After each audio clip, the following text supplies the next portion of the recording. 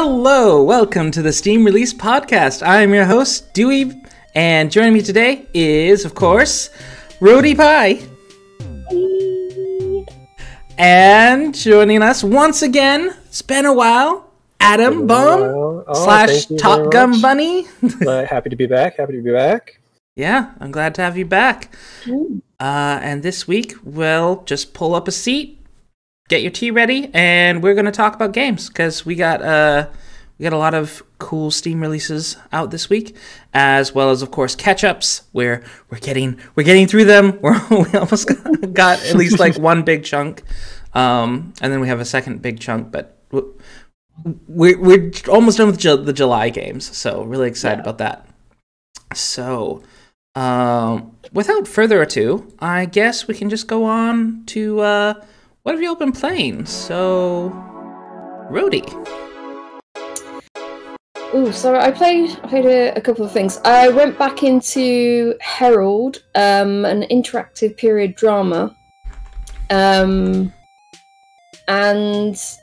I got probably to near the end of that chapter I was playing, but I don't know. I was like, I clicked too fast or something, and it accidentally clicked on a choice that I didn't want to give, but it also, like, there was a bug.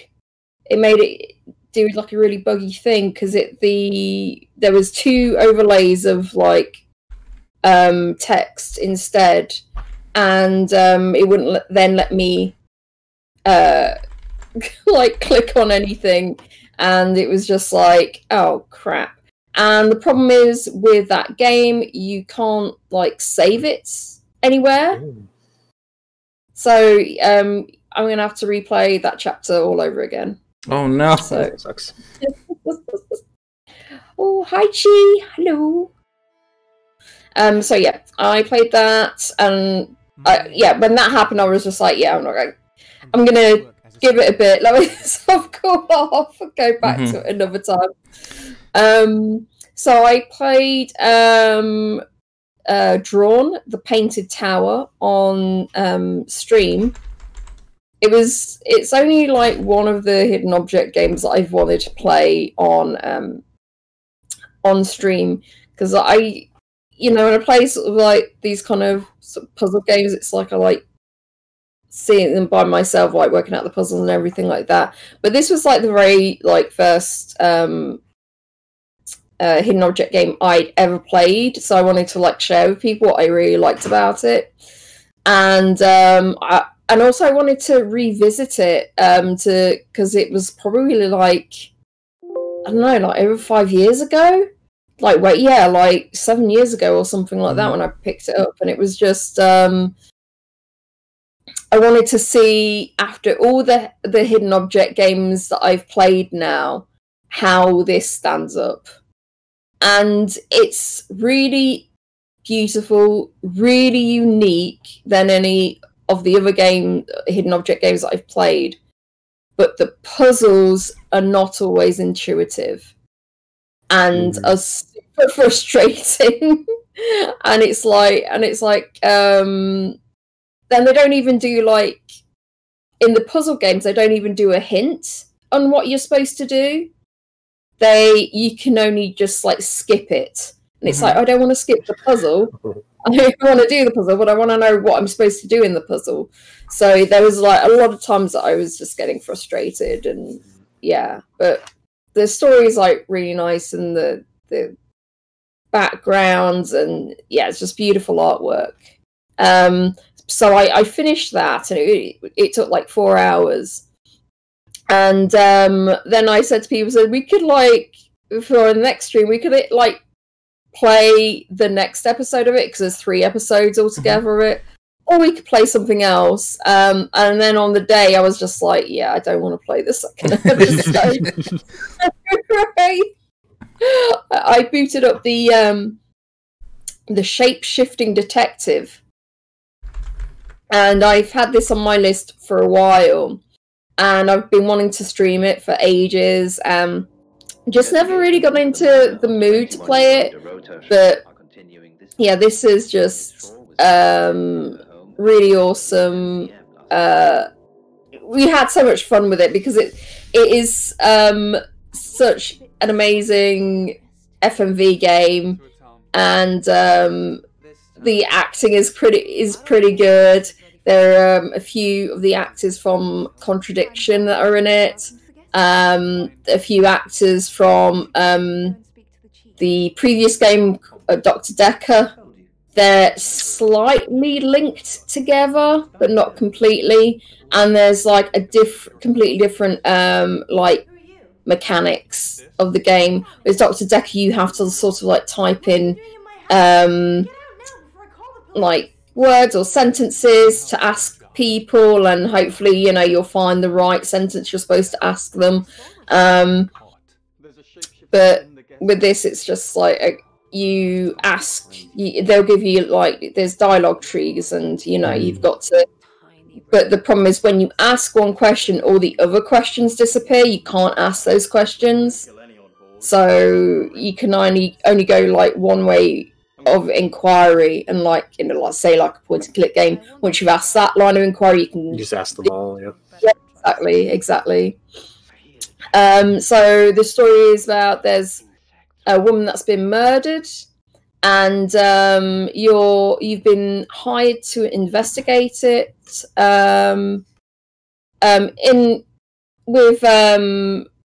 By the victim's family. You're not working for the police, but you're working with the police. Mm-hmm.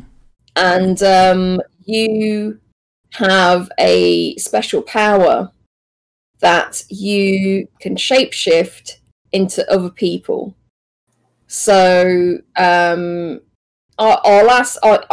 The character's name is Sam. I'll ask everybody questions as Sam, and then I go back to my hotel room or the guest house room, and then I'll change into a character, and I'll go along and I'll go back and ask people questions, see what I can dig out of them, and you'll rotate.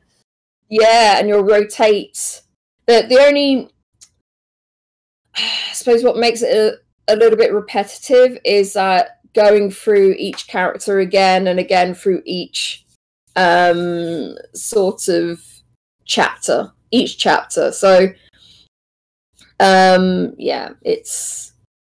there's not, like in one chapter there isn't a lot of back and forth after, like, I change into one character and ask all the questions. It doesn't matter if I then change into another one, ask a load of other questions. If I then go back to another character, there won't be different questions to ask. But unless you go back and change to Sam, and then you ask different questions, then, you know, there might be more questions for you to ask. So, yeah. But I suppose that's good. But, yeah, you can't shapeshift unless it's in your hotel room, which is kind of annoying because it's just like, because there is like a little bit of a tiny cutscene, but again, it's one of those like repetitive things that happens. So yeah, but I really enjoy the story, really like the acting. It's there's so much. Oh my god, this was going on. Oh my goodness. It's like there's so much like gossipy kind of things going on that you're finding out, and I love it. I really love it. So yeah, that's what I've been playing. It kind of allows you the ability to be that fly on the wall because you're being someone that they think they're being confidential with. Mm-hmm. Yeah, completely. But another problem is that in my mind, that you want to just stick to you want to be that other person, but you also want to still be the detective. You don't want to kind of like interfere with their life or what they're doing. So you find out someone is having an affair, and you then play the partner of the person who's playing, or the lover of the person that's having an affair with. And he says to you, he'll leave his wife this time for real, blah, blah, blah, blah, blah. Will you come with me? And it gives you the choice to say yes or no. And it's just like, instead of like just trying to avoid it completely, just says, instead of just saying, why don't we talk about this later or something? You know? No, stop. No. Just mess up whatever dynamic is going on. Why don't you? So yeah. That was the thing. Yeah. Which, in that case, if the plot's built that way, it'd almost make more sense if it wasn't a case where you were shapeshifting, but instead you were just kind of possessing, like seeing things through the other character's eyes, and maybe being able to change what they say. But otherwise, it's still them doing everything. That would make more sense if it's laid out that way. Yeah. All right. Any other games? No. Okay, Adam, what about you? I have been pretty far into Valheim, actually. I got on that train, the Valheim train. You guys probably already know what it is, I would imagine. Yeah. Yep. Yeah, very, very popular early access. But I get to build things, and I like building things in games. Especially ones that let me ride around a boat. It's like if I could have Sea of Thieves and Space Engineers just like just meld themselves together, it would be Valheim. And I've just been. I haven't killed. I think I killed like the first boss or something. I've just been building. Nice. And something that I've seen, just kind of the cool thing about this game is that it's for devs. So it's something like 4 devs, and they did not expect this sort of success. They're still in early access. They were on itch.io not long ago, but I guess just their core design philosophy just was super attractive. So yeah, I actually gave it a negative review actually about a week ago because I've been playing it a lot with my brother, and my brother lives in a rural area that he has like less than 10 megabytes per second download. So very slow internet, and he keeps getting, instead of getting disconnected from the server we're playing on, he gets desynced from it. So there are a few tells, but basically he continues to work on things in the game, and unbeknownst to him, the server stopped responding with his progress. So he does a bunch of stuff, realizes that he's desynced, or he just logs out, and when he logs back in, none of that stuff actually happened. Wow. Which is really, really frustrating. Well, I imagine very frustrating for him, even frustrating for me to play with him, because we can, like, if we get on a boat together and I start sailing and he desyncs, then when he logs back in, he's actually out in the middle of the ocean somewhere. like there's nothing, like you lose all your armor too when you die, and you have to go back and find it.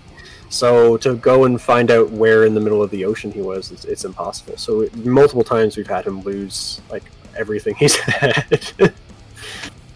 So I mean, it is early access, but I'm trying to maybe expedite that by talking about it and leaving bad reviews and stuff. Like I know not a lot of people have slow internet, but people do have slow internet. So yeah, and that's just that's just a server design issue, really, because they need the server to detect that communication's not happening, and then just like either tell you, like drop you, even drop your connection, even just dropping a connection, would be better. Yeah, it would be better than, and say, oh well, this game's unplayable, rather than playing it and then losing all your progress. I was reading into it, and the way that they've done it is to lessen the load on the Valheim servers. The client takes hold of the instance that you're in.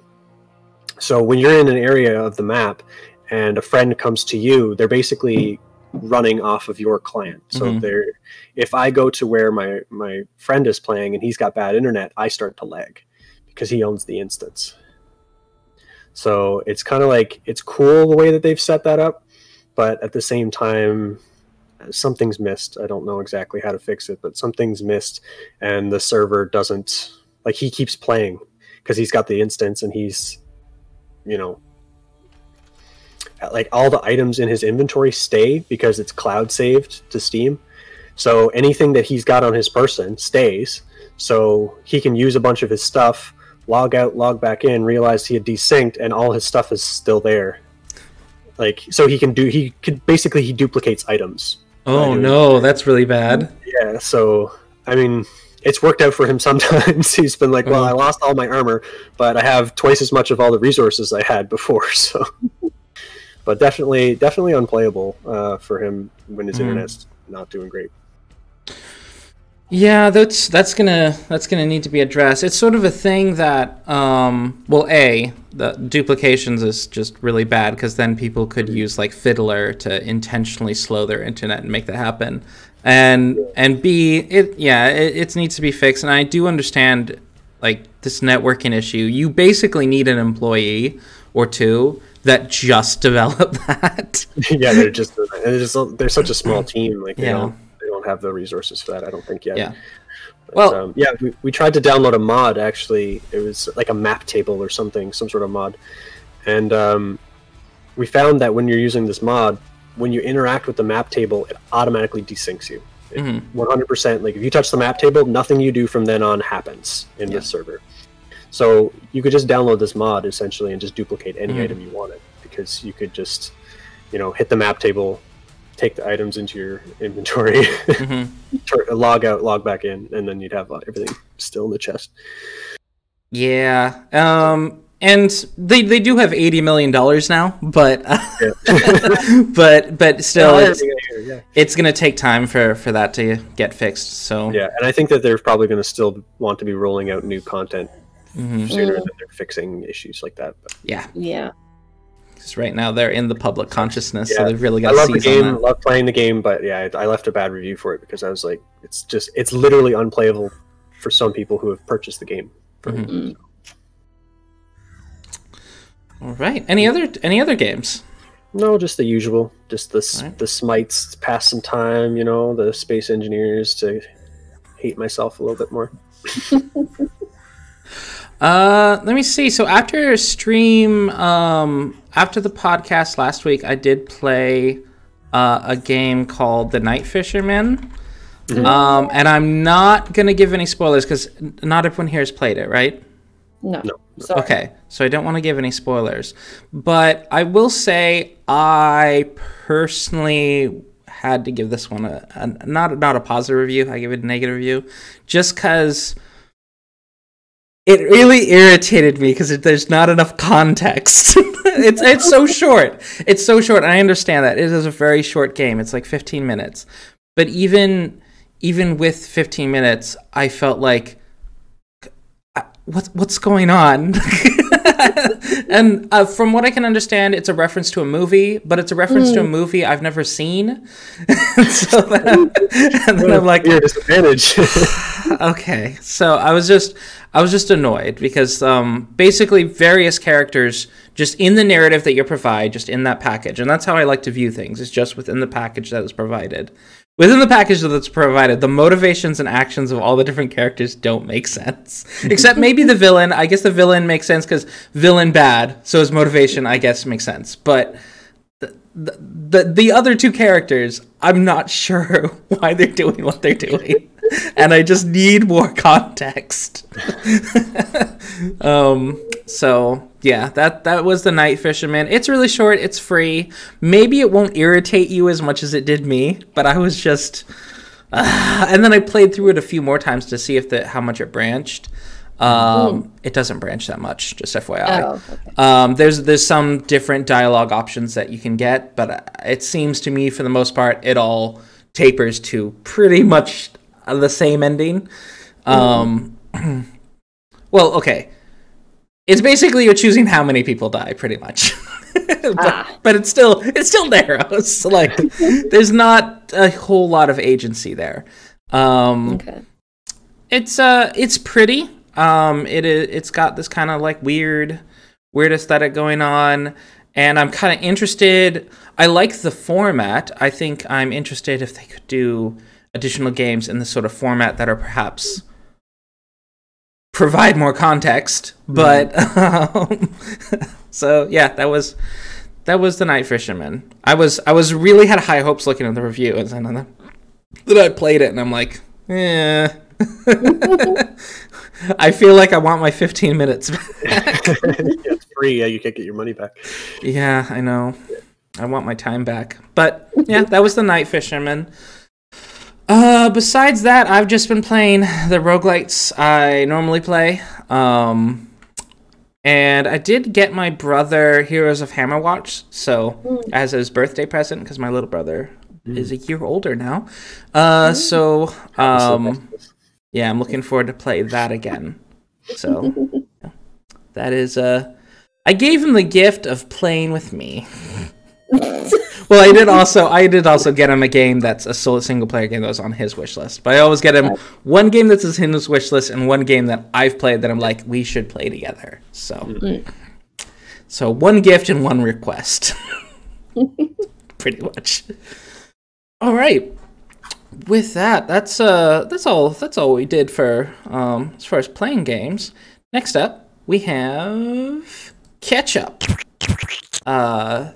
We are now looking at the games that were released from between July 3rd and I didn't update this, July 14th. Between July 3rd and July 14th. And starting with the game Remedy by Starside Studios. Remedy is a first-person puzzle adventure game where the player awakens in a world of darkness. Solve puzzles to unlock new abilities, areas of the map, and guide the orb back to paradise. Use the power to to transform the plagued world of darkness back to beauty. My primary criticism with this game is they use this weird default font in the trailer. And normally when I see default fonts like that, I'm like, uh-oh. But it wasn't Comic Sans, but it was something similar to that, and I was just like, ugh.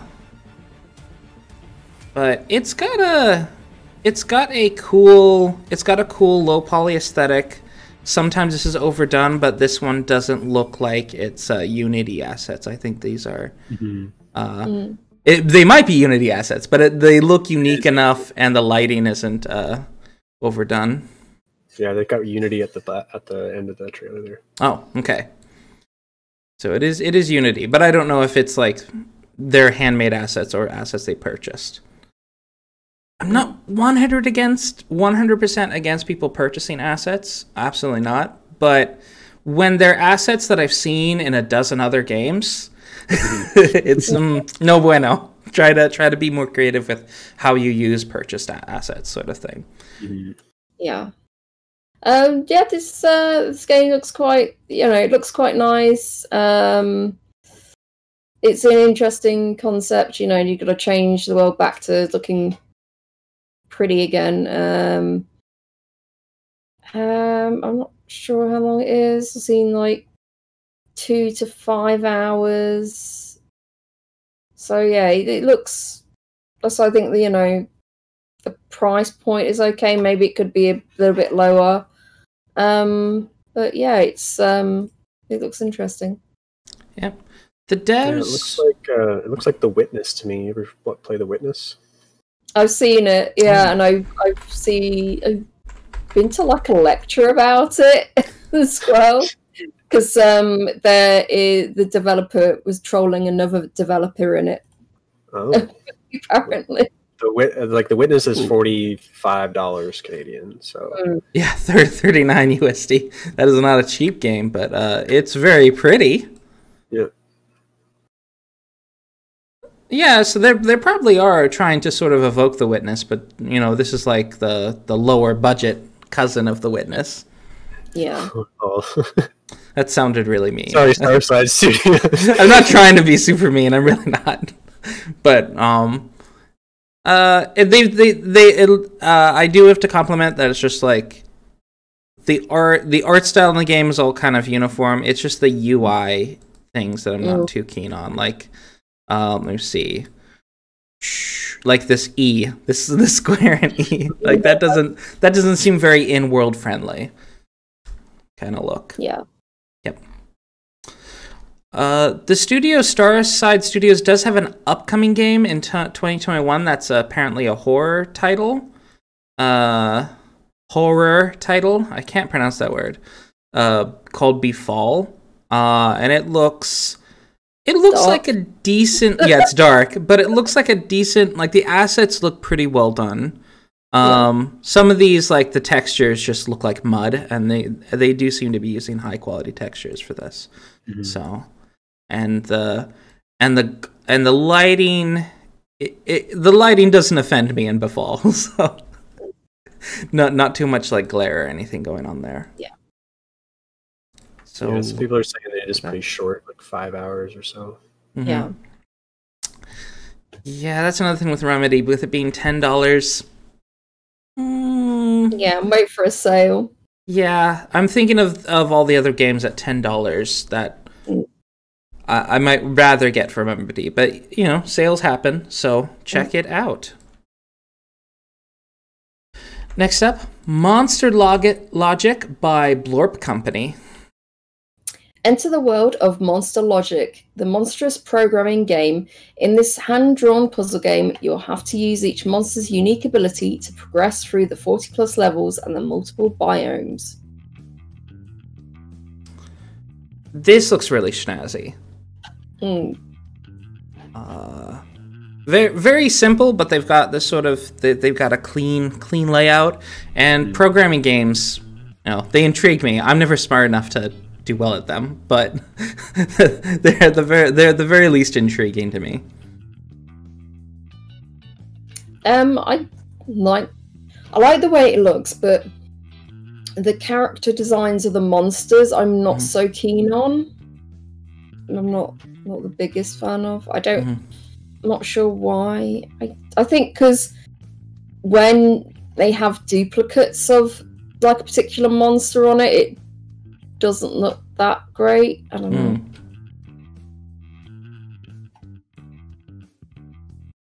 Yeah, so this is they have all these different levels. There's 42 unique levels, 7 hand-drawn biomes, 13 different monsters, and harder Dark World levels. And you can compete online with your friends, the world, and even the dev. Even the dev. Ooh. So I wonder if that's, let me see, use, edit, and organize monsters. So does that mean there is like if you're competing, is that like, is it online? No, you're probably making puzzles. It's probably making puzzles because it doesn't say that there's online play. So you're probably making puzzles that you're able to share with people. Okay. That's always cool. It's not a bad price either, $3.99, plus there's a free demo. You want to check it out? Yeah, I like free demo games. Although I've started to accumulate more than I care to install. Yeah. There's one demo that was very effective for me recently, and that was Carto. I need to buy that game. Even if it doesn't go on sale, I'm just going to pay the $20 because I really want to play that game and see where it goes. But yeah. Monster Logic, and yeah, free demos are awesome, and it is $4.99 US. How much was it Canadian? $5.69 or something. Okay, not terrible. Coming up next, RITE by solo dev Games by Pond. No, Pond Games. RITE is a high-speed precision platformer where you must conquer a series of challenging trials, a rite of passage for every nim. For every nim. The pixel art's great. Some of them, like the motions, are hard to look at sometimes, though. All the different moving objects. Yeah, there's a lot going on. Flowers moving and snow falling and wind gusts. It is for sale for actual money, so I'm not gonna just call this a portfolio game, but I do feel like the dev is really going like, see how good I am at animating things. I really feel like this game is a flex. Flips. Yeah. I'm mesmerized by everything moving. It's like I'm just and barely keeping my eye on the main character, so it's just like, what? I'm getting like a lot of Hollow Knight vibes from it. Just the way that the wall jumping works. You can like hit a wall and then jump all the way around to the other side of the pillar. They do that a lot now, though, with I do like it. It's kind of silly, but I do kind of like it. Mm-hmm. Yeah. I can't really see the little character, but it looks like I can't remember her name, Hornet or something from Hollow Knight. Yeah. The new character. Yeah. Does sort of evoke that a bit. Yeah, it's really pretty. This is a game that looks better the closer you look at it. Because from a distance, it didn't look particularly attractive on the list, and then the more you look at it, it's like, oh, there's a lot of attention to detail here. It says there's 160 carefully crafted levels, fluid and responsive controls, lush pixel art, and an original soundtrack from Grand Prize Big Fuzz. So yeah, it's pretty good. Seen various times on there, like over 10 hours. So there's plenty to do in it. And it's only $3.99, and it's standing at 91% positive with 123 user reviews. I feel like this is sort of game is like once you're done with Celeste, yeah. I feel like this is a game just perfectly made for that market. Yeah, Celeste is $22. Oh yeah, $22, and yeah, this one's only $4.99 USD. So quite a bargain, and so pretty. I'm not very good at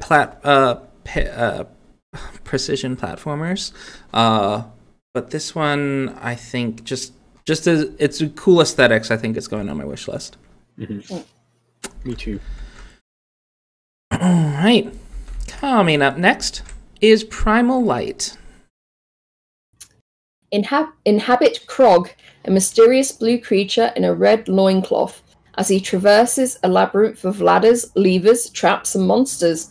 Explore the nooks and crannies of a bizarre, evocative world as you hack and slash your way to victory, leaving a graveyard of grotesque bosses in your wake.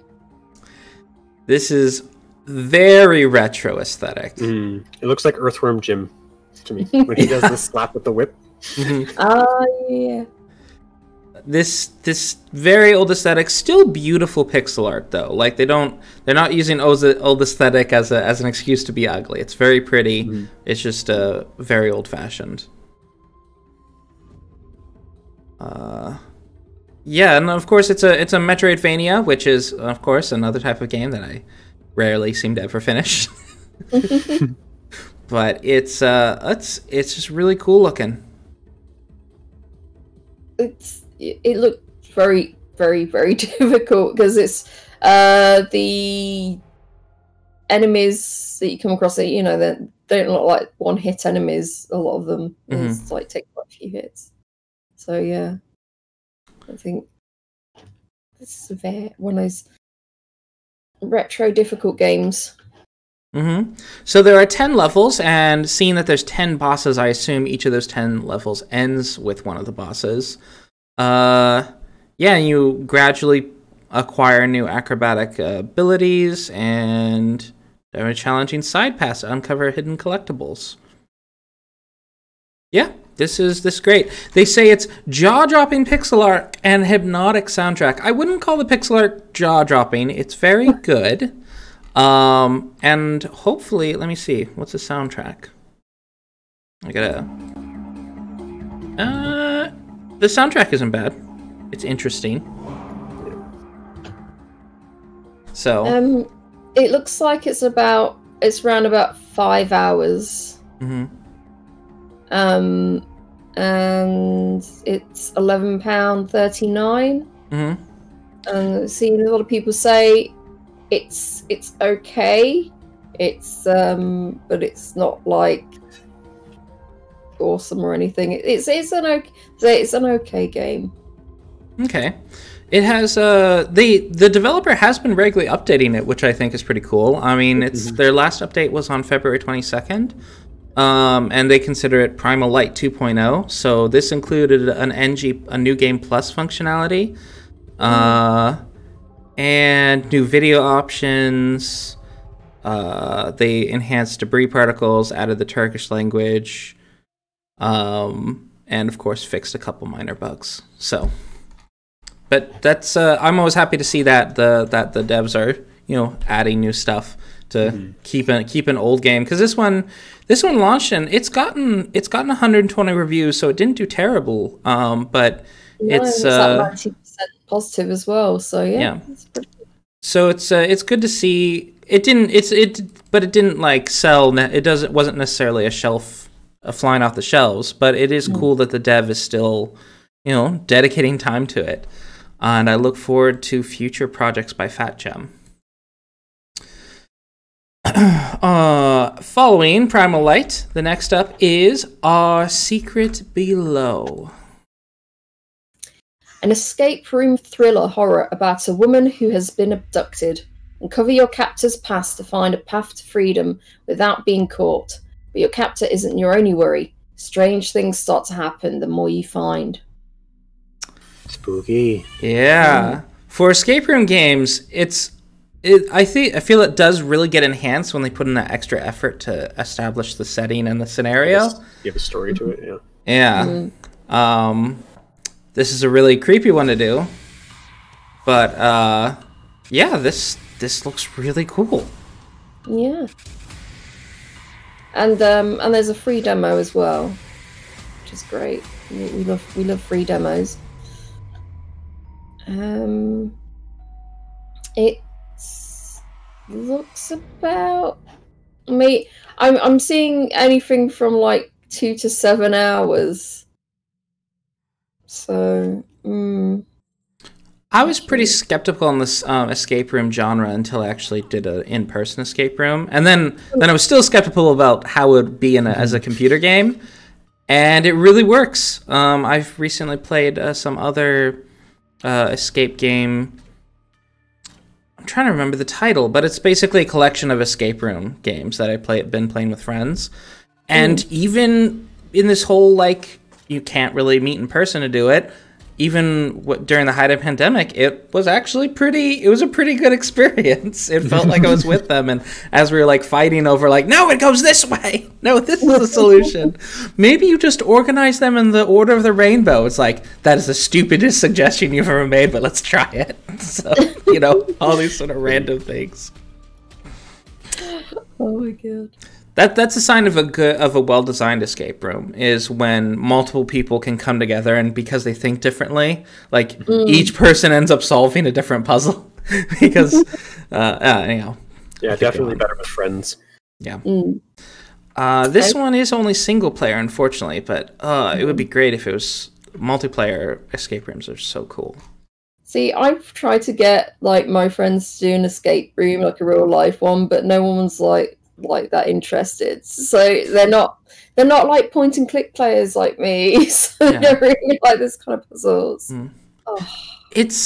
Admittedly, it's a bit of a hard sell. I think to get people initially to go, because we're paying like this much money to be locked in a room for an hour and a half.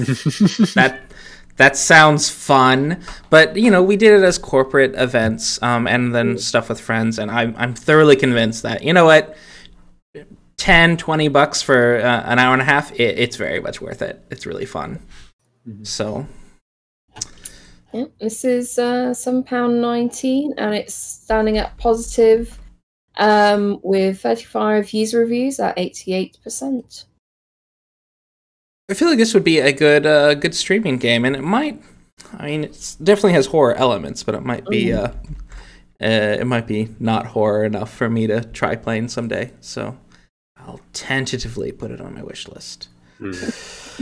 Okay, next up is The Wake: Mourning Father, Mourning Mother.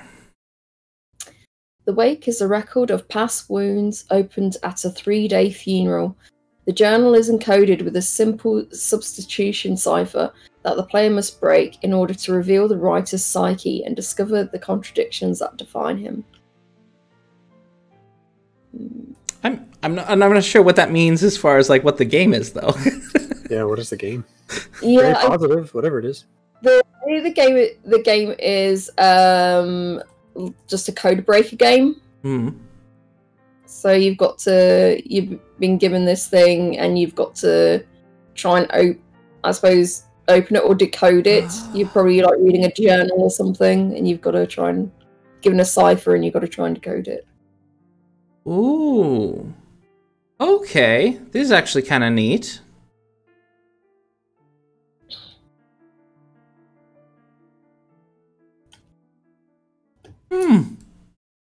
Yeah, cipher games are quite fun. I did some of these as I did some of these in school,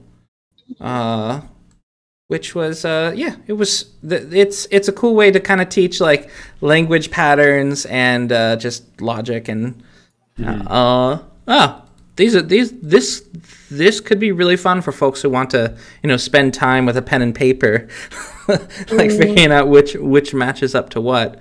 A 3-day funeral. I assume this is a Japanese game then. Japanese developed.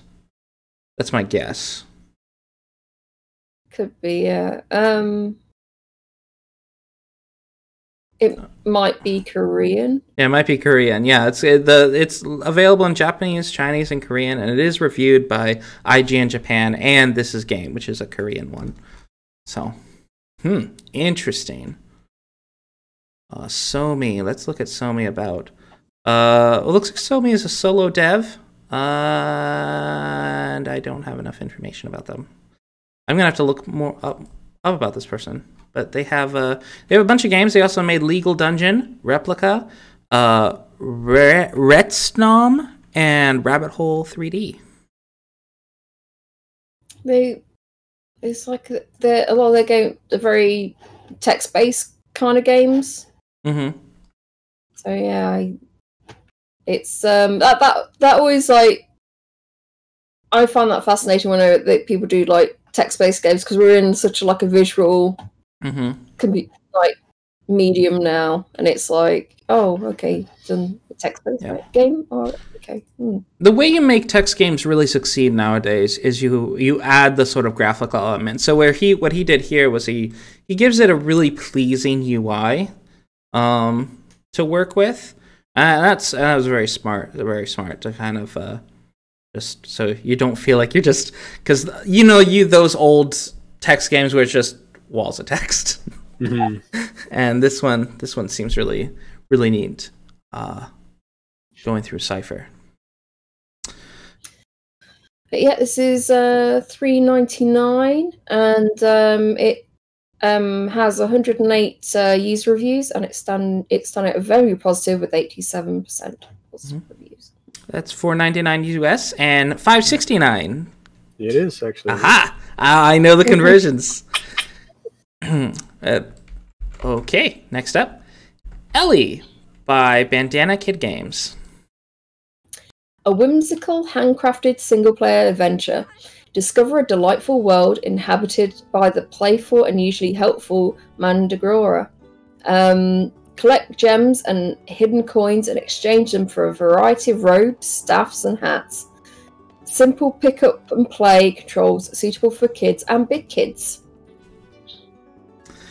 Yeah, this does apparently require a controller to play, but I like the aesthetic. It's kind of lighthearted. Kind of almost Nintendo-esque, really. Yeah, it's very and the music as well. It's just like light and breezy sort of thing. It's super cute. Some of the characters are super cute. And it's only it's only $8.99 US. What else has BandanaKid done? Nope, this is their first one. I'm surprised this hasn't picked up more traction, to be honest. Yeah, because it's just super pleasing to look at. I don't know, nice idea. Maybe it's just really short. I don't know, because it's £6.19. So I am curious. Someone said here it took them a little over 6.5 hours. Okay, so someone said it's from 5 to 7 hours long. So yeah, it does look like it would be a little bit easier and maybe targeted towards kids. Like baby's first 3D platformer. Yeah, kind of thing. Yeah, I don't think they're going for the mechanics hardcore and stuff there. Yeah, like there's some mechanics there that you see in a lot of other games like this. And...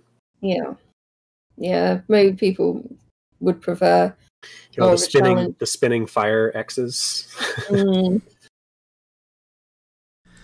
Yeah, this is £6.19, and it's starting at positive with 92%, and there's only 13 reviews. 13. Yep, $8.99 US, and yeah, it's cool. It got my stamp of approval. The lighting effects are a little glowy, but it's not to the point where it annoys me. So it's not neon soaked yet, but just a little bit glowy. But the aesthetic is still very nice. Next up is Towaga Among Shadows. Is an action-packed shoot-'em-up arcade adventure. Inspired by a classic 2D animation, embark on a journey to combat the darkness and find the light within you. Very Cartoon Network look. Like prime Cartoon Network, like what was that name? The Samurai one? Samurai Jack? Yeah. That's what it reminds me of, Samurai Jack. It looks very cool. Yeah, it does. I like the continuous fire streams that are coming out. Just like... That looks cool. Okay, got cinematic. Let me see.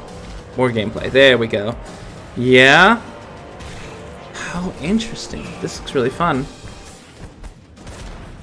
It seems like Captain Marvel. It's so it is a single player game, but there is also shared split screen PvP. So PvP, wow. Yeah, so it seems you can play two characters against each other. Yeah, and it's got a really clean look to it. It looks like when you do the split screen, it's all on the same screen technically, so it's just couch co-op, couch PvP. So, nice. But it looks Super Smash sharp. Looks real sharp. There are 70 unique levels and 4 game modes. That's pretty sizable. Yeah, and there's items, relics, and spells to unlock. Yeah. And they claim it runs smoothly at 60 FPS. Well, let's see what the reviews say. Well, I don't see... lie in your description, because the reviews come up right below the description, and they're going to tear it apart. Oh, this was the Kickstarter game. Oh, it was? Yeah. Well, not surprised. They clearly had the money to do a really smooth animation going on. Interesting. Okay. Kamehameha the game. That does seem to be the primary move, is Kamehameha. So, but yeah, it's cool. It's only $14.99. Which £11.49 here. $17.49. That is kind of a bit expensive, isn't it? Yeah. Yeah, for some indie games, especially like but this one seems like it's probably the right size for it. But yeah, it is kind of the upper level for like indie games, especially first indie games, because I don't see any other games by Sunnyside. Yeah. It's standing at 100% positive with but only 13 user reviews. Yeah. Yeah, a lot of probably the folks that kickstarted it just got their direct keys and or their direct download or whatever. So no reviews from those folks. Next up, Kari. Explore mysterious lands after a magical storm strands you on the shore of Vanaheim. Seek out help from the gods inspired by Norse mythological in a single-player combat-free adventure puzzle game. A game about helping each other. Kari is developed by students from BUMAS. Yep. Breda University of Applied Sciences. Okay. Norse mythology seems to really be in the public consciousness. Yeah, well, this came out in July, so this is before Valheim took off. Valheim was on HIO back then, so yeah. I'm pretty sure. But yeah, just there's been a lot of games just this last year or two where it's Norse mythology. Mm-hmm. Yeah, and the Assassin's Creed Valhalla came out. That was another big one. Mm-hmm. I'm kind of looking forward to when the cycle goes back to Egyptian mythology. I'm looking forward to that. We only did that like 4 years ago or something. Yeah, but it was just that game. There wasn't like this extended, like, I remember when there was like the Egypt city builder kind of games that were really big for a while.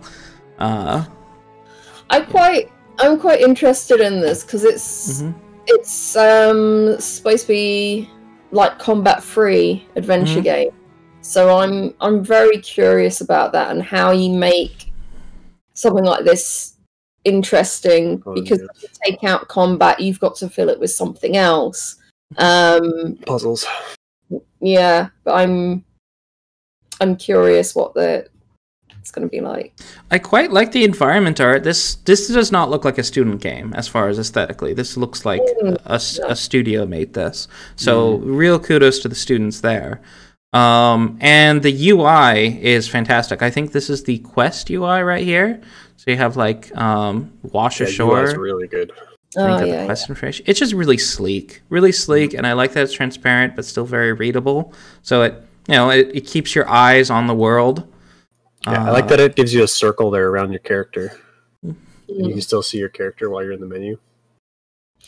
Oh yeah, that's a nice little touch there. Yeah.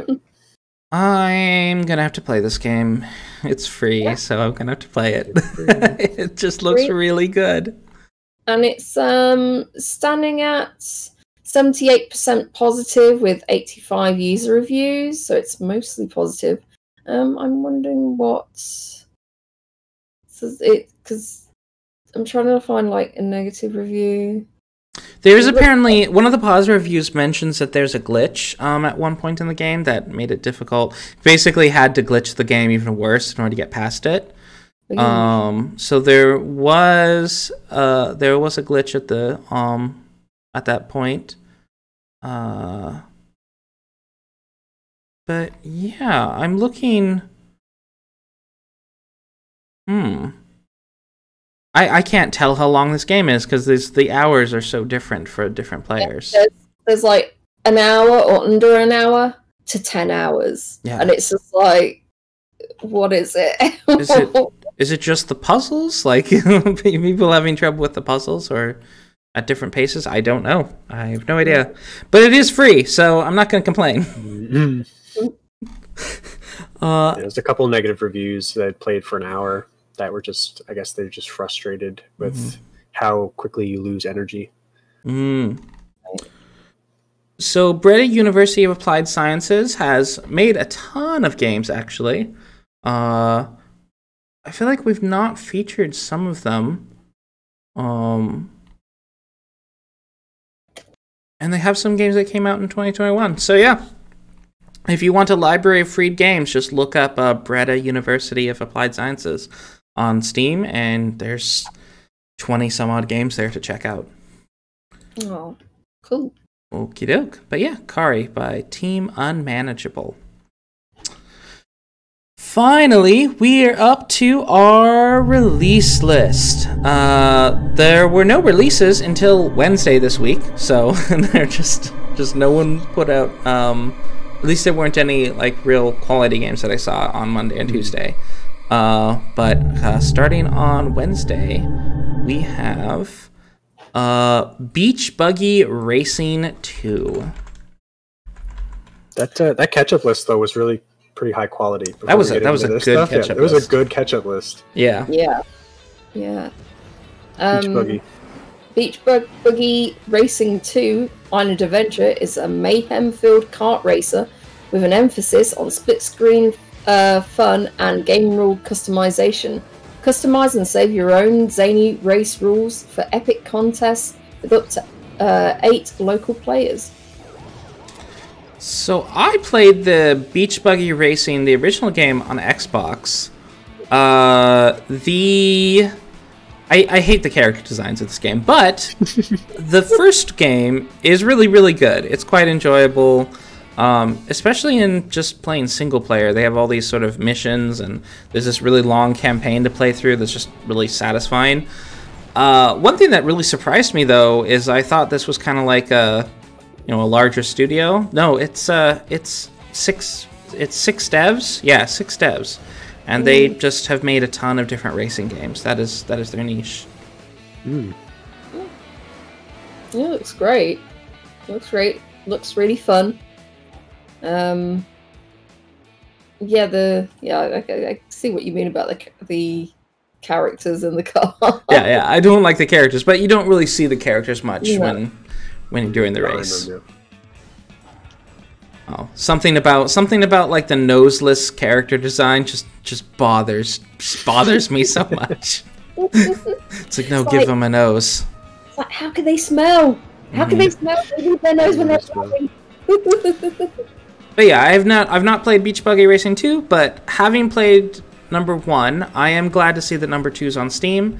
And Vector Unit has also gotten their RITE games on Steam too, which were basically a racing game, but you're in boats instead. So, okay. Oh, sweet oats. Love a good boat game. Yeah. Of course, it is a kart racer, so it has just as much of the sort of like, the screw you buttons, like this power ups, where it's just like, I am in the lead now. Kind of buttons, but it's just a fun kart racer that still has a similar degree to skill that you'd find in Mario Kart and such. Yeah, some of the abilities, like the power ups, seem really strong. Yeah, because they are. Like, yeah. Yep. So, but yeah, it's just 6 devs. Ralph Nosel, Matt Small, Elizabeth Sewell, Ian Phipps, Richard Fox, and Deb Chanson. So, just the 6 of them get together and make great games.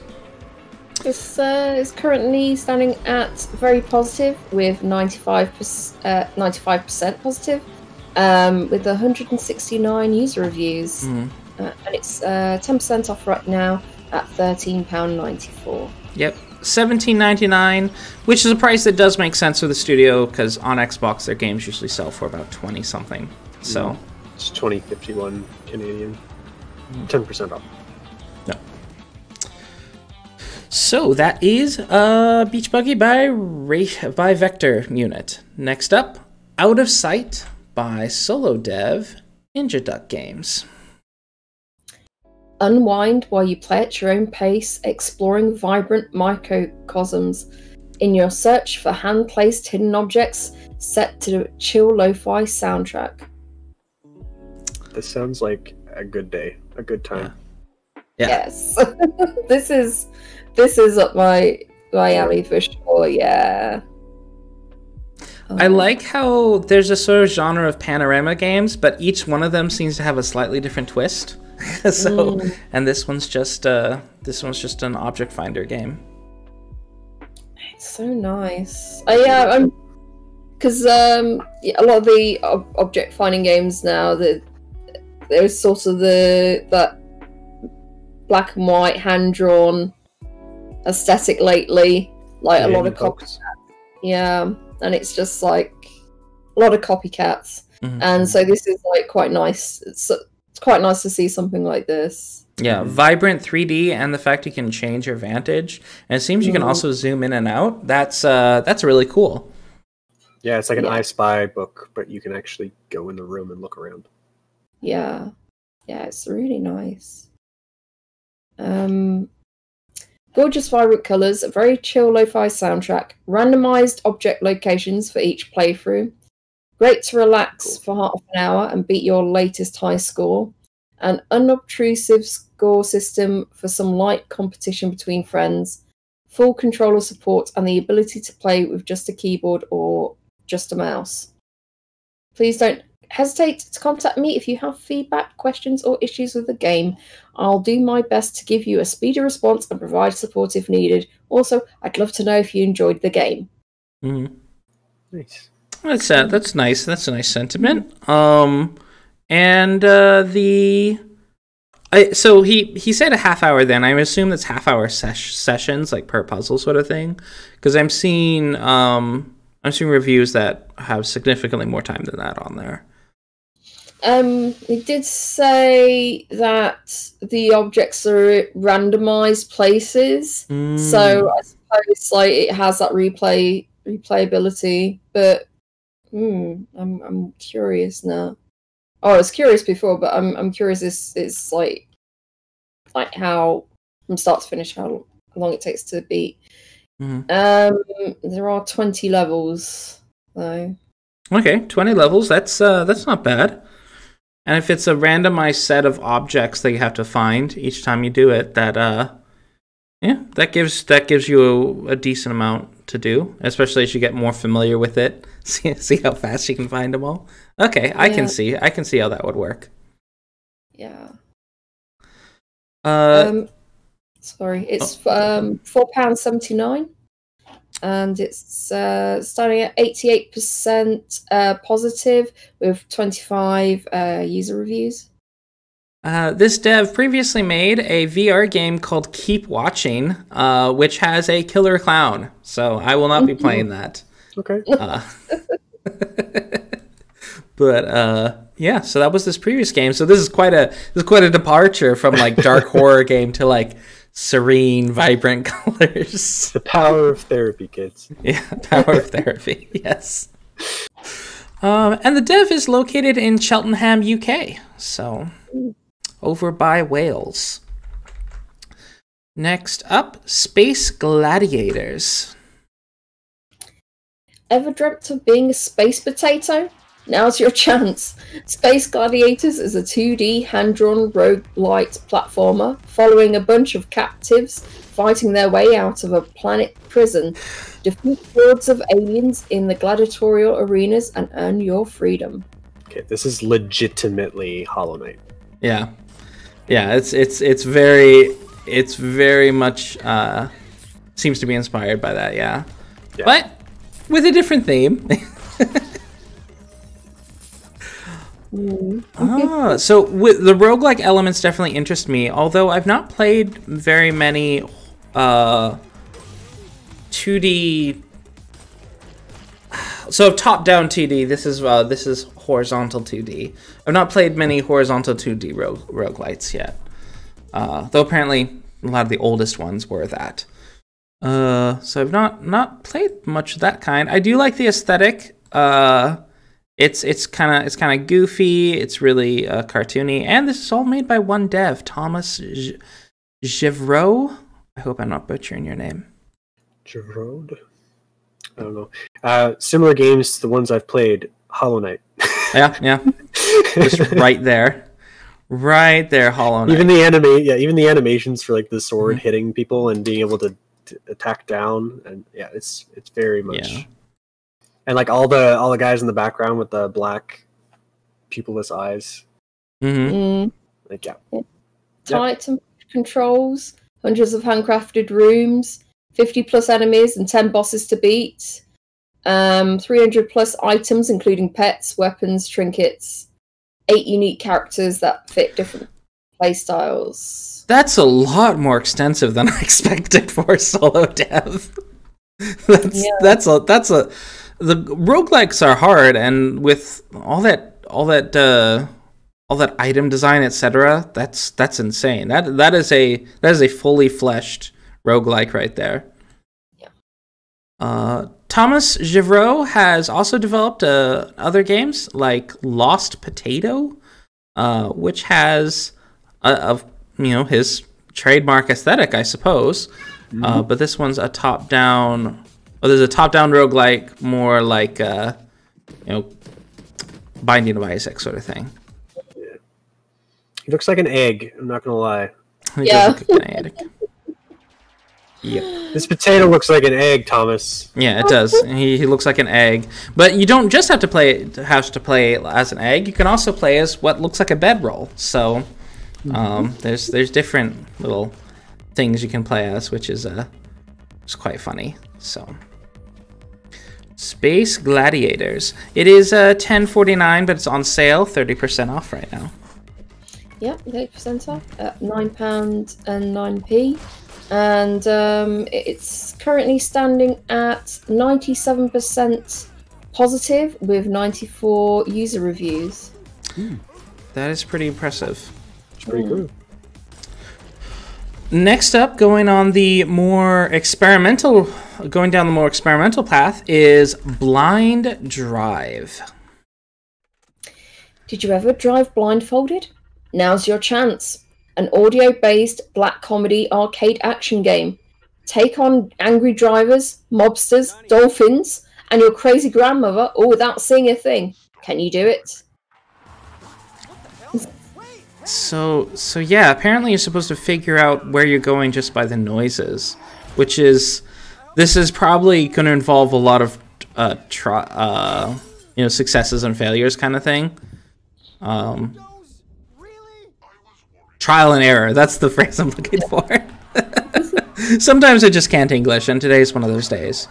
So, but it's a really weird but interesting idea.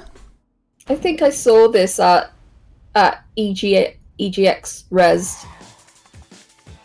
The Gamescom that I went to, that I go to usually every year, but obviously couldn't go last year. So yeah, I think this was like a couple of years ago. This is what I would put in the genre. It's all in the audio, because there was that other game that was all about, like, you had to solve murders, but just by listening to like the different rooms. Unheard, yeah. Unheard, yeah. That was sort of this idea. And then there was that other game where you're commanding troops, but it was just with your voice, and you were just getting like hearing calls in. Troop commander or something like that. Yeah. Radio commander. And that was, you're placing units based on what reports you're getting, but of course there's always delay going on, and you're having to like interpret what people are saying, what they mean is going on. That's a neat concept too. It's a neat concept. It's definitely an example of a game that, for example, the hearing impaired might not be able to really get into this sort of game, but for the visually impaired, it might be something that's like, oh, here's a game that is almost made for me. So it's just cool that games are kind of leaning into new, different senses. So yeah, it's super realistic and immersive audio places you on the freeway in the driver's seat with the blindfold on and all the windows open. Fast-paced 2-button arcade gameplay, 27 levels of mayhem, including boss fights, secret areas, and a very rude GPS. Hilarious crime comedy story with mobsters, dolphins, and your angry grandmother, performed by a cast of voice actors. Minimalist, stylish graphics, full gamepad support, including extra fine rumble, full voiceover accessibility support. Yeah, fresh shift plus A to enable. Yeah, that's a lot of money went into this. So that's pretty impressive. A lot of audio effects and voice acting. That is cool. They really leaned in. But yeah, it is $7.99 USD. 20% off right now at £5.75, and there's not unfortunately a lot of user reviews, so it hasn't got a score. Yeah, no score. 9.19 Canadian. Yep. And that was all from Wednesday. Next up is Thursday, March 11th. Our first game is Another Warfare. Oops. Load. You choose this. Is it war, the only way to peace? Another Warfare is a 2D platformer shooter, but here, time moves only when you move. This is a sort of gimmick I've seen a few times. It's been proven to work, so I can see why they used it here. The environments and characters all seem kind of pretty samey, though. Yeah. I kind of like the music. The music is Yeah. good. Yeah. Oh, so Doesn't I match went. it at all. Yeah. Yeah, true. So it is like free music off SoundCloud. I really like music, and I went on a deep dive on like where they got it from and everything like that. They put the name of where they got it from, and then I was like looking and looking. So, well, at the very least, even though they didn't compose it themselves, the dev had good taste for finding what music he wanted to use. This is developed by Dixomnia, which has developed another game, Moki, which released back in November 2020. But this is a kind of a minimalist, like black and white platformer. Yep. Yeah. So it's kind of interesting to see how their art is developed. Yeah. Another Warfare, 30 handcrafted levels, a shooter game with stunning polished game feel. Enjoy the dangers of another Warfare. Unfortunately, there's got no user reviews, but it's 20% off right now at 63p. So, yeah, less than $1. So yeah. I would complain more about the lack of variety in the art and such, but it's 79 cents, so. And there are 30 levels, so I guess he's leaning more on design rather than aesthetics, similar to his previous game, Moki. So. Yeah, it's nice to see, like, there's some different in aesthetic and everything, so I'm hoping the next game is going to be even better, and so yeah. Yeah. And this dev, Druzian Rodrigo, I believe he's based in Mexico. I look forward to your future developments. He seems to keep working on games. And I was looking on Twitter. I do believe he was teasing that he was working on another project. But nice. So I hope so. I could be misremembering though, but I'm pretty sure it was Druzian who was talking about working on the next product, which Druzian is his Twitter name, not Dexomnia. All right, next up is Cyanide and Happiness, everyone's favorite. Well, maybe not everyone's favorite, but it's one of my favorite web comics. They put out a game. Crazy. From the creators of Cyanide and Happiness and I'm Mockery comes an all-new point-and-click adventure game filled with dark humor, drama, and all the weirdness you've grown to love and or dread over the years. Yeah, I'm sort of sad that this is getting mixed reviews, it seems, and it seems a lot of it is based around the gameplay, but Cyanide and Happiness humor is always a plus for me. Yeah. Came out in 2005 is when Cyanide and Happiness started. Wow. Yeah, so I backed this Kickstarter. Oh, really? Yeah. So it was a bit of a disaster at launch because the game launched before we got our keys. There was some kind of problem, which I don't know how you can mess that up really, because you can like send out keys way before the launch, like at least a few days or something, and then it's like you've got a timer on when the game actually unlocks. So there's that.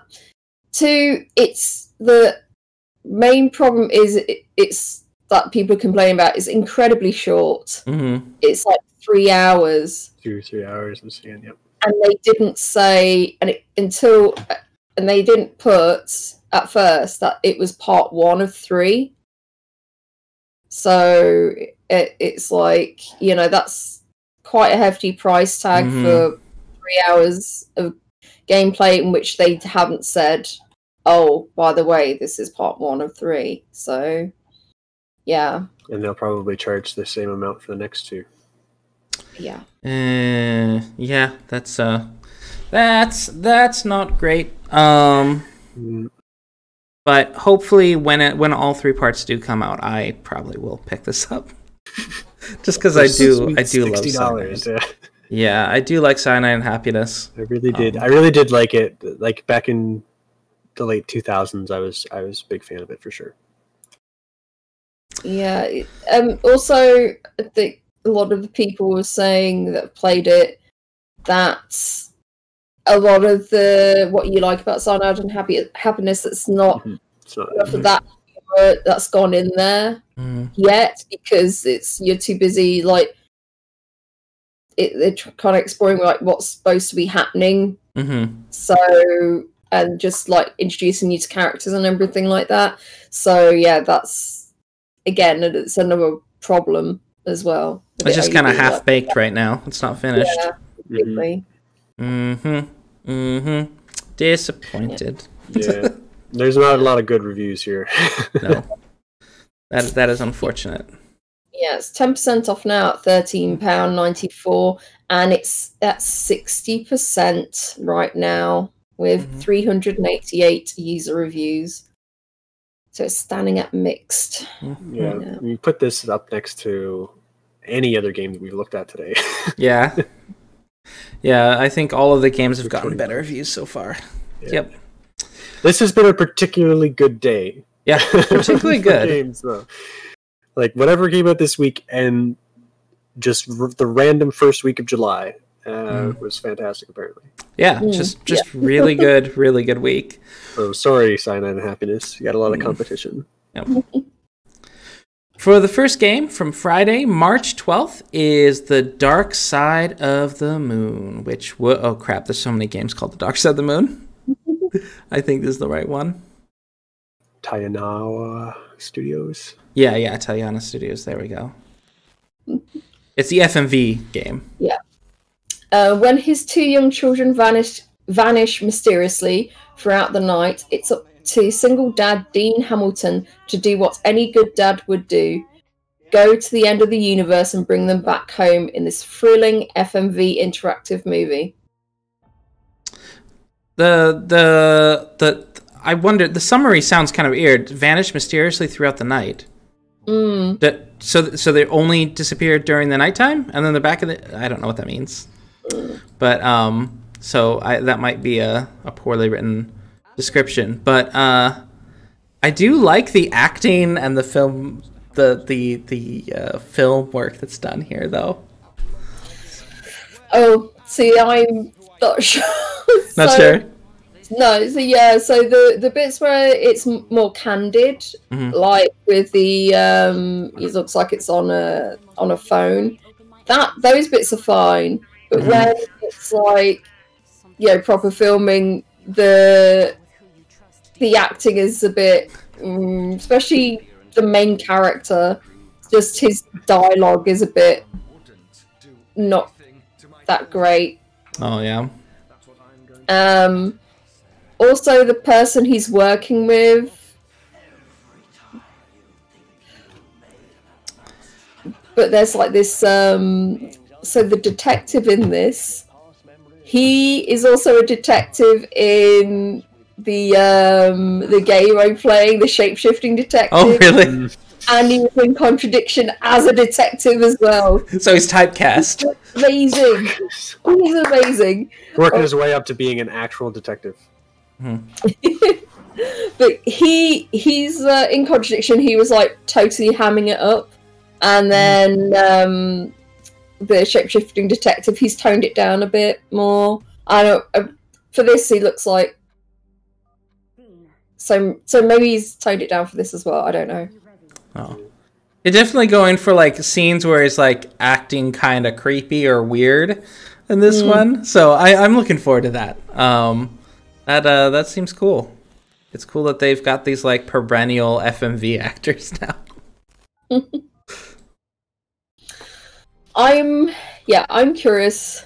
I'm curious about this. I mean, this is definitely going on my wish list. I mean, it's got it's got that actor that plays detectives all the time, who I think is great. The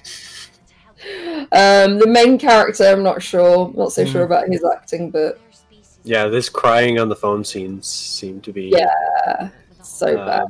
There's quite a few of them. First of all, but how many times do you need to cry on the phone in the trailer for the game? The lady that's always is on the computer as well, that's helping him or whatever. her acting's terrible. Yeah, her acting's really over the top and strange. Yeah. But it might come down to like bad film work too, like for our actors. But yeah, some of it is kind of bad. Yeah, poor directing. Yeah, poor direction. Stuff like that. Yeah. Cool. But yeah, it looks interesting. I'm really curious. I want to play this. I want to play this on the stream with us all laughing at this the bad action choices. But yeah, it's not bad. It's priced. It's like $9.99. I'm curious to see. I'm curious to see how long this is. Oh, apparently the other and the Computergate conspiracy theorist lady, she was also in Spot the Contradiction and the Shapeshifting Detective. Oh, so why have I not recognized her then? She's just done up very differently. She's got thick glasses and she's got her hair back. And she's really good in the Shapeshifting Detective. She is one of the tarot readers, the tarot card readers.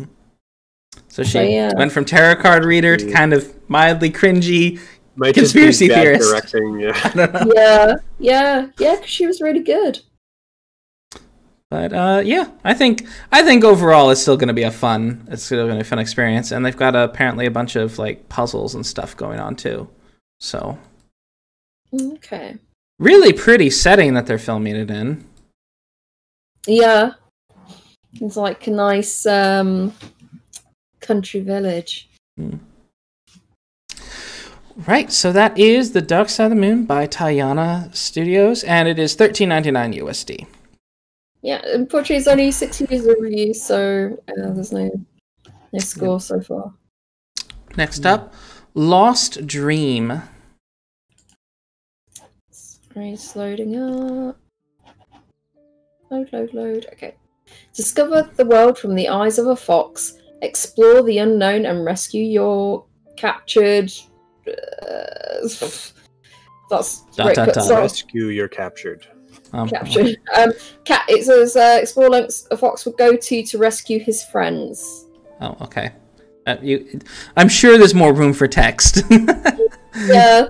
They're like, oh, let's be suspenseful. What are you doing? So this one is another one where in the trailer it shows like text that I'm not really keen on. It's like get some like someone to do some artistic text work or something that fits the mood of the game. You know, get on Fiverr if you have to. Like the Comic Sans, no bueno. This is it. There's like so many like resources that people can use now that's not going to cost you an arm and a leg, but it's you're still going to be paying. You're going to be paying artists still, but yeah, it's just to elevate your game just that little bit more. Yeah. I don't like when he jumps up in the air and then he like moves before he lands again. It's odd. Like he like physically gets rotated. Yeah, that's some odd physics going on here. I like low poly. I like foxes. I like walking simulators. I like nature. Yeah, this one's it's quite pretty. It's quite pretty. It is quite pretty. They've also made previous games like Hike, which is more of a first-person hiking experience. Which kind of I'm seeing a trend with them, and they also had Work Trip. So yeah, they're very much into nature. This is 10% off right now, and it's only £2.60. So yep, $3.59 USD. $4.18 Canadian. Kind of reminds me of. I'm trying to think of the name of the game now, but it was this low poly. You started off as like a badger or something. And you just walked around. I know which one you're trying to figure out. Yeah, I streamed it at one point. I can't remember now. Yeah, I've seen that game, but the name is escaping me. This one, Oh, is it Lost Ember? No, that one's another. You're just a fox in that one. I think you can turn into a bird as well. Anyhow, yeah, Lost Stream. And next up is Bloodroots by Paper Cult. One hit kill, die retry, murder ballot. Left for Dead by a colourful band of bandits. You will chain killing sprees to exact revenge on the treacherous Mr. Black Wolf. Improvise your kills with utterly everything you can get your hands on, from carrots to plasma guns. All right. This one I saw. This one's been hyped for quite a while. I think. I don't know if it was out in early access, but I saw people talking about this many months ago. It's cool to see that it is finally out. This is, just kind of a arcade battler. That's fun. Yeah, it does look like nice, fast pace. But has some humor in it as well, which is quite nice.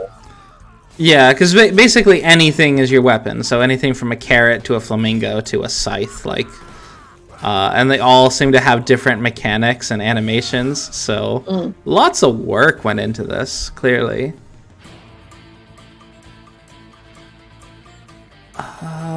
Yeah, it's just really cool looking. This looks like it's a Riot, and it has a free demo to check out if you're not sure. It's not too expensive either. Yeah, it's only $15.99 USD. Yeah, 20% off at £12.39. For some reason, I thought this was going to be published by Devolver Digital. But maybe I'm mistaken. I thought Devolver Digital was somehow involved with this game, but I guess not. Might be another one you're thinking of, because there's a game that I've seen that's similar to this. But yeah, it's not this. Yeah, they won the Ubisoft Indie Series award, so maybe that's why I saw them. So, but yeah, it looks cool, very fun, very brilliant and vibrant and colorful. So yeah, it's right up my alley, on my wish list. It's a shame it's not there's not a multiplayer mode. Yeah, looks like it's just single player. I feel like its mechanics would do really well for a brawler type game. Yeah. Just being able to pick up random stuff, play with your friends and beat them to death with a banana. That sounds fun. Banana OP. It's stands at 100% positive with 25 user reviews. Oh, and the game we were talking about earlier was Meadow.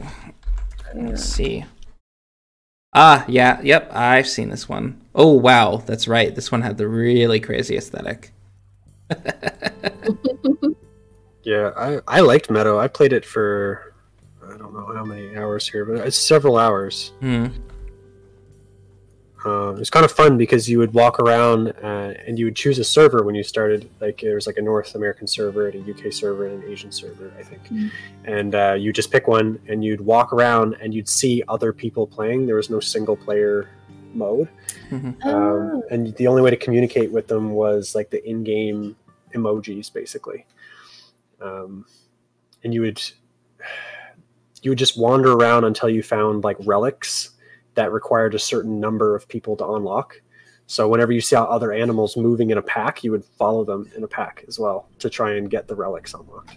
And the relics would unlock you, different colors for the animals, and then later on new animals that you could play as well. Yeah, that's cool design for emergent gameplay. Well, that's kind of cool, but it's if this game had been sitting in your Steam list, in your library for a while, and then it's oh yeah, maybe I'll boot this up and give it a go, and then no, you don't find anyone or enough people playing it. Yeah, you'd just be exploring on your own. You wouldn't be able to unlock anything. Exactly. Yeah. I think there was one thing, there's one type of thing that you could unlock. It unlocked new emotions for yourself. You could find those on your own. But the ones that unlocked colors and new animals, you had to be in groups of like 3 to 5 or something. Okay. It is only $4.99, so if you can get a small group of friends together to play, it's not expensive. So that's a plus.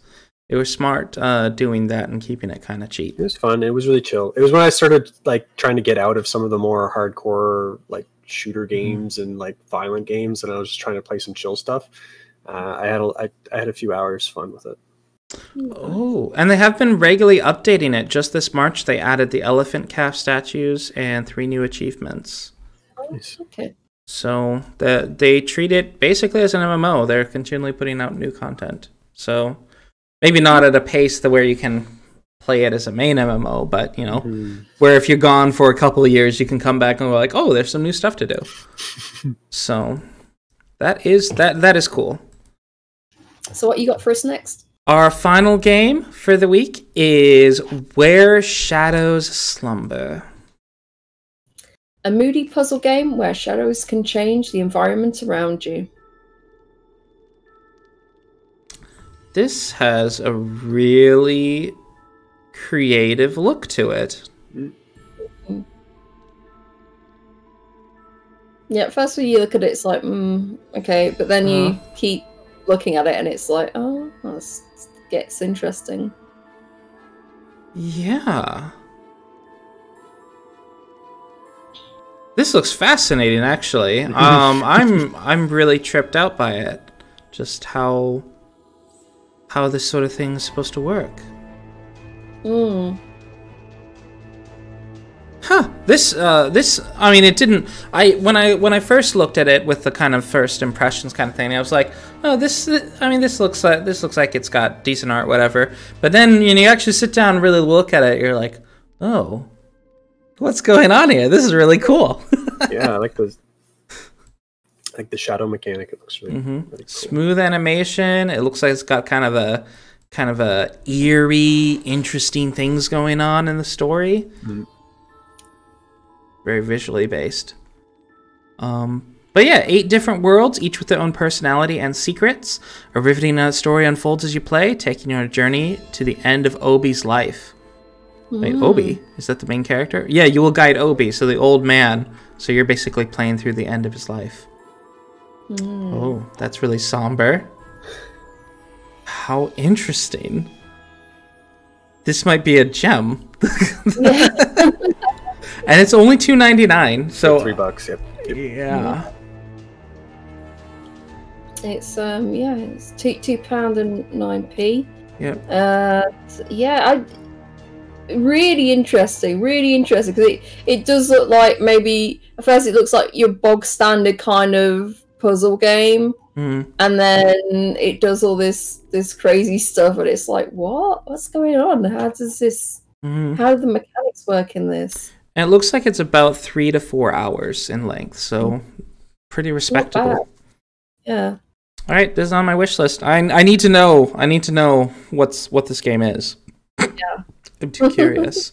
It's developed by Games Revenant, which is a team made up of Jack Kelly, Frank DeCola, Alba S. Torremocha, and Noah Kelman. So just get together 4 devs, and they made a really neat looking game. So I gotta play this. Also, that's kind of interesting how it's vertically oriented, the screen. Is this available on mobile? It might be, yeah. Yeah. It doesn't look like a mobile game, but it's got...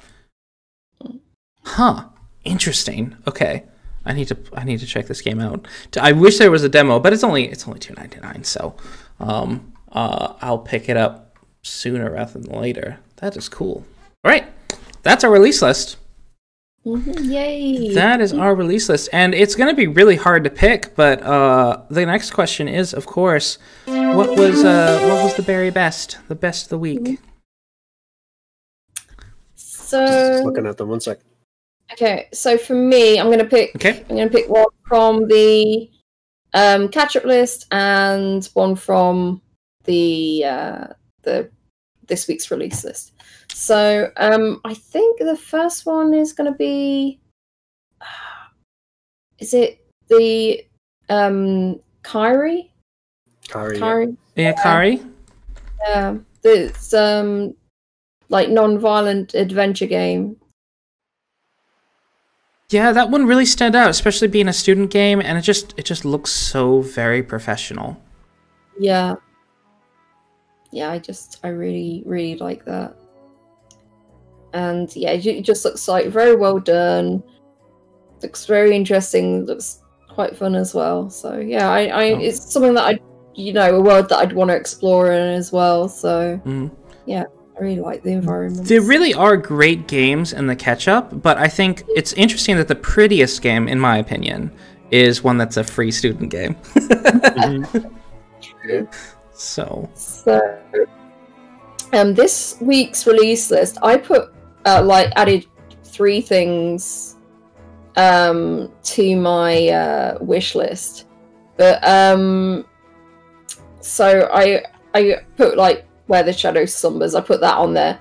I put Out of Sight on there because I feel that's probably might be an instant buy for me, just so I have something to keep just some like solo play, just to keep me occupied. But the main one, it has to be the Dark Side of the Moon. That's like, I'm hoping it's going to be as interesting as the Shapeshifting Detective, although it's not by the same developer. But those 2 actors, like, they're usually quite good. So it's something I think might enjoy playing.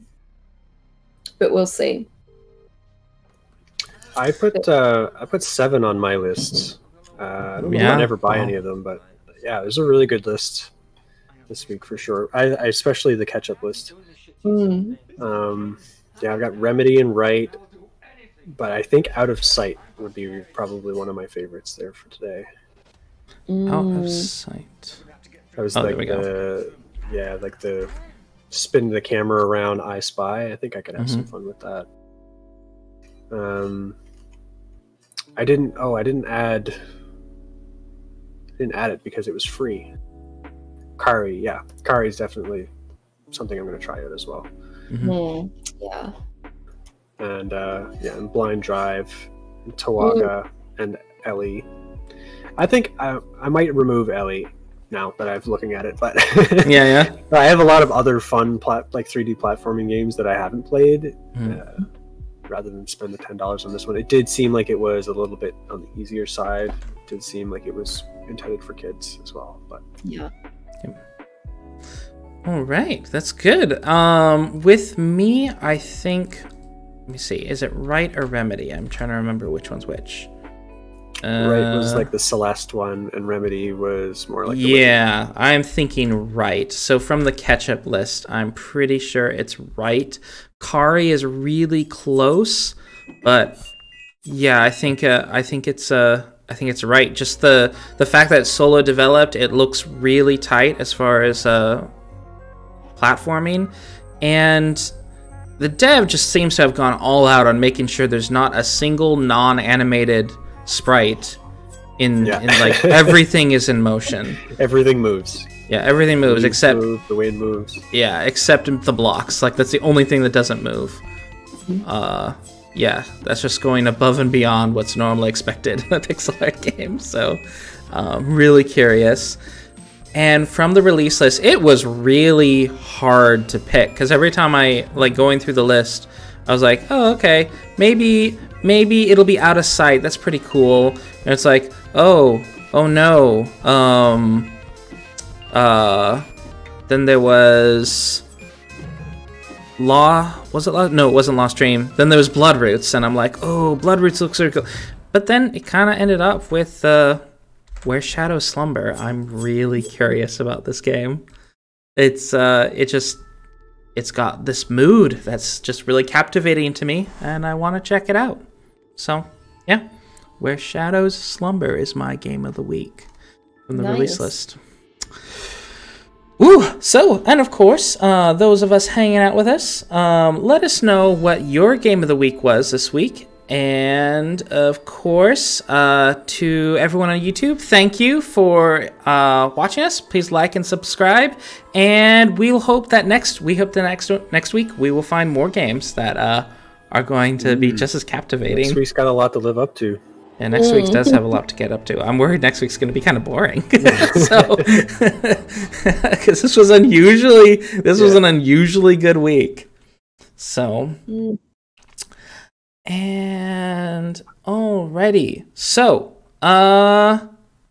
So with that, bye YouTube. Wait. Oh wait, I'm skipping. We're supposed to do goodbyes. I'm so sorry. Man, I'm getting ahead of myself. All right, shameless plugging. We got to do shameless plugging first. Silly me. I have the show notes right here, and I'm just being dyslexic. Rhodey, what are your plans this week? Oh, so Monday or Tuesday, I'm hoping to be finishing the Shape-Shifting Detective.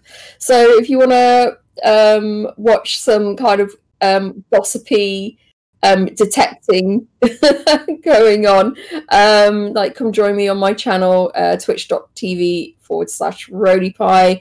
Usually UK evening times, around about 7 or 8, maybe sometimes a little bit earlier. So yeah, it's even Monday or Tuesday. Awesome. And Adam, what about you? I am doing homework. Yeah. The curse of college. Applying for jobs. Awesome. Get my first interviews now, so. Wow, congrats.